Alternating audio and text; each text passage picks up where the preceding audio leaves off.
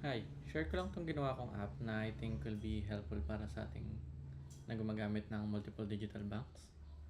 So, app is called Finest PH, available sa Google and Apple Play Store.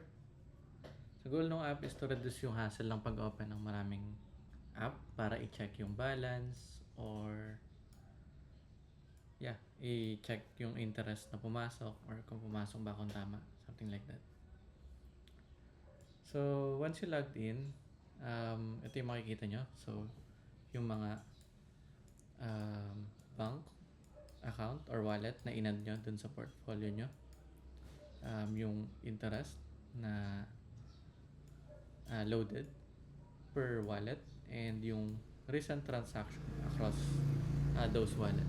So, of course, your those value can be masked using this icon and pwede rin magpalit ng night mode and dark mode easy dun sa dalawang icon na nasa taas.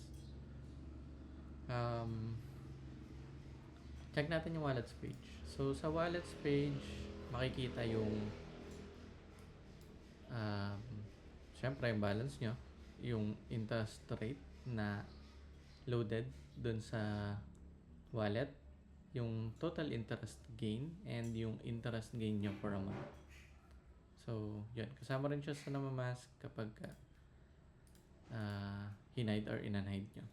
And yun, yung recent transaction nyo. Recent transaction or rather all transaction yan. Simula nung create or inad nyo yung wallet. So, net boosted interest and base interest is automatically loaded by the app based on wallet balance and interest rate na loaded. First icon, dito yung transaction, receive and send, and then yung amount, syempre, and yung tax, pwede nyo rin siyang ilag. Kung magsasend kayo ng full amount, naglagay ako dito ng link and ilalagay niya yung full amount ng current wallet nyo. Kung magjo-jump lang kayo from wallet A to wallet B, naglagay na rin ako dito ng destination. Kung sa iba nyo siya ginastos or possible na may binili kayo or something, hindi nyo kailangan mag-choose any bank within this list. Click nyo lang yung save and ma-add na siya as transaction, mababawas siya dun sa wallet nyo. Yan. Aside from receive and send, yung kakaiba lang naman dito is yung interest, which is usually ginagamit ko siya kay Cbank. Since paiba-iba siya ng interest. I mean, minsan sobra ng 0.01, minsan sobra. So, dito ko siya ina-add para ma-load pa rin siya dito kay monthly interest and total interest. So, pag sa receive and send, hindi siya maka-account dito sa dalawang to. Third icon, which is yung goal. So, dito pwede kayong mag-add ng goal nyo just to spice up yung pagsasave nyo. So, goal name and amount lang naman yung nandun. Yung i-add yan. And then, click submit lang and then ma-add na siya dito. Once ma-meet niya yung goal, it will send notification dun sa phone nyo. So, regardless of nag-add kayo ng transaction manually or yung nagpa-meet ng goal nyo is yung loaded interest, yun, mananotify kayo. Last one or last icon, yung percent icon is your promo. So, yung basic promo, sabi ko nga kanina or not sure kung nasabi ko, automatically loaded siya sa wallet. But yung mga boosted interest na nagagain natin through our spending, hindi siya mapoforsee ng app kung qualify siya for X promo. So, naglagay ako ng edit promo. So, dito minamaintain ko naman siya. Lahat ng mga promo ni bank.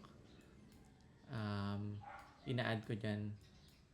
So, click nyo lang yung assuming nag-grant kayo ni Maya ng 2% interest for spending. So, ayun nyo lang siya dyan. Click. And then, yun. Ma-add na siya dyan. And by next cycle ng interest distribution, makaka-consider na yan si 2%. So, for me, hindi naman yan kasama. Then, delete ko lang. Other thing na in-add ko dito is yung insight page, just to have a quick summary on status ng portfolio nyo. So, for this demo, yun, 83% nasa own bank, and then 9 and 7 sa Maya NC Bank. So, dahil lately lang nag-transfer yung balance ko from Maya to C-Bank sa own bank, konti pa lang yung nagigay niya na interest all time. So, yun. This is your total daily interest. Just to give you a quick performance check kung kumusta ba yung portfolio nyo. So, total yun. Across digital bank, ito yung total ng interest na nagay niya. Receive and send map, I just think na informative siya na ilagay. So yun, this will show yung spending or receiving value, not value, but frequency ng receiving and sending.